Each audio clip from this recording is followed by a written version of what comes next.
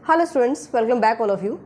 Semester first में जो according to nap आपको सिलेबस मिल रहा है, आज वो हम डिस्कस करेंगे और इसके फर्स्ट चैप्टर से हम स्टार्ट करेंगे कैलकुलस बुक का सिलेबस। तो यहाँ पर जो आपको सिलेबस मिल रहा है, फर्स्ट ऑफ ऑल क्योंकि आपकी एक सेमेस्टर में एक ही मैथमेटिक्स की बुक रहेगी, तो आपको इसका सिलेबस कंप्लीट रीड करना है। मीन्स इसके जो क्वेश्चन पेपर सेट होंगे, अभी 1-2 साल बाद हम ये आइडिया ले सकते हैं कि किस यूनिट से कितने चैप्टर करने से आपका एक क्वेश्चन कंप्लीट हो जाएगा। अंडरस्टैंड? तो अभी जो न्यू स्टूडेंट आ रहे हैं, जो फर्स्ट सेमेस्टर में एंट्री ले रहे हैं, फर्स्ट सेमेस्टर इसका स्टार्ट हो रहा है, तो आप जैसे प्लस 1 प्लस 2 में पढ़ते आए हो कि हमें पूरा सिलेबस करना है, अच्छे से करना है, एग्जाम्पल भी करने हैं, क्वेश्चन भी करने हैं, तो इस टाइप से ही आपको कैलकुलस को रीड करना है। आप जब एग्ज़ाम देंगे तब आपको पता चलेगा, या लास्ट में जो एग्ज़ाम टाइम का 1 या 2 महीना रहता है, तब हम इसके इम्पोर्टेंट चैप्टर्स भी आपको बताएंगे, लेकिन नॉलेज के पॉइंट ऑफ व्यू से आपको पूरा सिलेबस करना चाहिए। सेकेंड थिंग, जो सिलेबस यहाँ पर हमें मेंशन किया गया है कि सेमेस्टर फर्स्ट में केवल एक ही बुक रहेगी, विच इज़ कैलकुलस। तो जो बच्चे आगे जाकर के MSc करना चाहते हैं मैथमेटिक्स से, उसको ये सिलेबस ऑब्वियसली कंप्लीट करना चाहिए। जिनको आगे जाकर के मैथ्स नहीं लेना है, केवल आपको डिग्री चाहिए, ग्रेजुएशन की अगर डिग्री चाहिए तो आपको 3 ईयर मैथ्स पढ़ना पड़ेगा, और तीनों ईयर में यानी 6 सेमेस्टर्स में आपकी एक बुक रहेगी। ओके, अगर आप ऑनर स्टूडेंट हैं, ऑनर स्टूडेंट के हर एक सेमेस्टर में 2-2 बुक्स रहेंगे। ऑलराइट, अब जब आपको मैथ से MSc करना है तो आपको 4th ईयर में भी मैथमेटिक्स पढ़ने पड़ेंगे, और वो जो मैथमेटिक्स होंगे वो एक सेमेस्टर में 5 या 6 हो सकते हैं।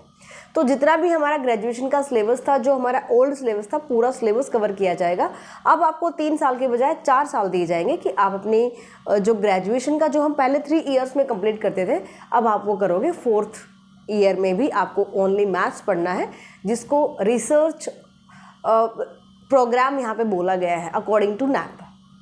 ठीक है जी, ये तो सब आपको नॉलेज हो ही गई है कि नैप के अकॉर्डिंग आपको, अगर आप 1 साल में लेना चाहते हैं तो आपको डिप्लोमा मिलता है, सर्टिफिकेट मिलता है।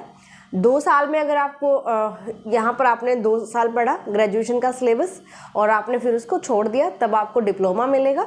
और अगर आपने 3 साल कंप्लीट किए हैं ग्रेजुएशन में तो आपको डिग्री मिलेगी। और 3 ईयर के बाद आपको जब 4th ईयर लेना है तो वो स्पेसिफिक आपका सब्जेक्ट रहेगा, जिससे आपको आगे जाकर के MSc करनी है। अंडरस्टैंड? तो उस 4थे साल में आपको रिसर्च प्रोग्राम इसीलिए बोला गया है कि आपका जो स्पेसिफिक सब्जेक्ट है MSc के लिए, वो आपको चूज़ करना है 4th ईयर में, जो ग्रेजुएशन में ही इंक्लूड करा गया है। उसके बाद आप यानी कि 5th ईयर में जाकर के आफ्टर +2 5वें साल में जाकर के आप MSc में एंट्रेंस यानी कि MSc में एडमिशन ले सकते हो। अभी तक हमारी जो ग्रेजुएशन है वो 3 साल की होती थी, और बट अभी 4 साल की हो गई है, जिसको आगे जाकर के MSc करनी है। लेकिन जो स्टूडेंट B.Ed करना चाहता है, अभी जैसे कि हमने पिछले वीडियो में भी बताया था कि जिस बच्चे को B.Ed करना है, MSc और MA नहीं करना है आगे जाकर के, तो आप अपने 3 साल की डिग्री के बाद जो B.Ed है वो कर सकते हो। चलिए, ये सब बातें होती रहेंगी, धीरे धीरे समझते रहेंगे हम। यहाँ पर जो कैलकुलस का आपका सिलेबस है वो हम देख लेते हैं, क्या क्या आपको यहाँ पे टॉपिक्स दिए गए हैं। और जो आपकी पुरानी बुक्स हैं, अगर आपने भी किसी सीनियर से कैलकुलस की बुक ले ली है तो कोई प्रॉब्लम नहीं है, इसमें एक चैप्टर एक्स्ट्रा है पुरानी बुक के सिलेबस से। वो चैप्टर का कंप्लीट कंटेंट यानी कि आपके जो बेसिक हैं, एग्जाम्पल्स हैं, एक्सरसाइज, और एक्सरसाइज के सॉल्यूशन भी आपको वो टेलीग्राम ग्रुप पर डाल दिए जाएंगे। अगर आपको टेलीग्राम ग्रुप नहीं पता है तो आप सर्च कर सकते हो BA BSc maths by Anju ma'am, और अगर आपको वहाँ पे नहीं मिलता है तो लिंक वीडियो के डिस्क्रिप्शन में मिल जाएगा। अगर वहाँ भी ज्वाइन नहीं होता है तो आप कमेंट कीजिएगा, आपको लिंक प्रोवाइड कर दिया जाएगा। ओके, तो इस टाइप से आप उस ग्रुप को ज्वाइन करो, सारी बुक्स की PDFs आपको वहाँ पे मिलेंगी। एंड ये जो स्पेसिफिक चैप्टर जो ऐड करा गया है, इसको आप फ़ोटो सेट करवा सकते हो वहाँ से। तो नई बुक खरीदने की रिक्वायरमेंट नहीं है।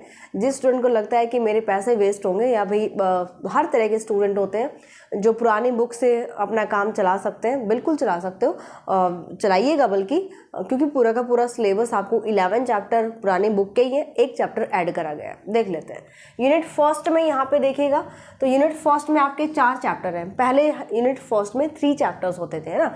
यहाँ पे इनडिटरमिनेट फॉर्म्स, ये एक चैप्टर एक्स्ट्रा रहेगा जो अभी तक पुरानी बुक्स हैं, जो जीवन संस पब्लिकेशन की बुक्स है अगर आप पढ़ रहे हो, मैं स्पेसिफिक हरियाणा यूनिवर्सिटीज़ की बात कर रही हूँ, राइट। तो इंडिटरमिनेट फॉर्म्स ये एक्स्ट्रा चैप्टर है, ये पहले 3rd सेमेस्टर में होता था, वही चैप्टर यहाँ पे डाल दिया गया है। एप्लीकेशन ऑफ एल हॉस्पिटल वो इसी में इंक्लूड हो जाएगा। अगर आप टॉपिक वाइज देखिएगा ना तो application of L hospital rule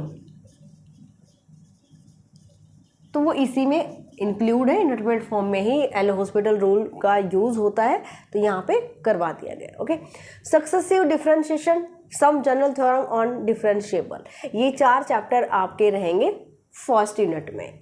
limit, continuity and derivability most important chapter रहने वाला है, मोस्ट इम्पोर्टेंट। इससे आपका आगे जा कर के जब आप और भी बुक्स पढ़ेंगे तो बहुत ज़्यादा बेसिक क्लियर होगा। और हाँ, एक चीज़ और, जो भी स्टूडेंट अभी से सोच रहा है कि मुझे मैथ से एमएससी करनी है, आगे जा कर के पीजीटी टीचर के लिए या फिर आपको कॉलेज प्रोफेसर के लिए रेडी होना है, यानी कि कॉलेज प्रोफेसर आपको बनना है, तो उसके लिए मैं आपको अभी से सजेस्ट कर रही हूँ कि आप कोई भी टॉपिक स्किप नहीं करेंगे। अभी जो पीछे पीजीटी के लिए स्क्रीनिंग हुआ था उसमें कंप्लीट जो सिलेबस है वो ग्रेजुएशन का दिया गया था, और क्योंकि वो पेपर जो है वो सारे टॉपिक्स में से कहीं से भी पूछ लिया जाएगा, तो ग्रेजुएशन के टॉपिक्स को बहुत अच्छे से कवर करो। अगर आपने +1 +2 कर लिया है तो वो आपके एस्टेट क्लियर करने में काम आएंगे, और अगर ग्रेजुएशन को अच्छे से करोगे तो जो पीजीटी मैथमेटिक्स जॉब के लिए स्क्रीनिंग होता है मैथ्स का एग्ज़ाम, उसमें काम आएगा। ओके, तो इसलिए बहुत अच्छे से आपको करना है। अभी तो आपको क्या करना है, अभी तो आपको एग्ज़ाम देना है यहाँ पर कैलकुलस का। ओके, लेकिन इसको इस टाइप से करो कि आगे जाके भी आपको बहुत काम आएगी।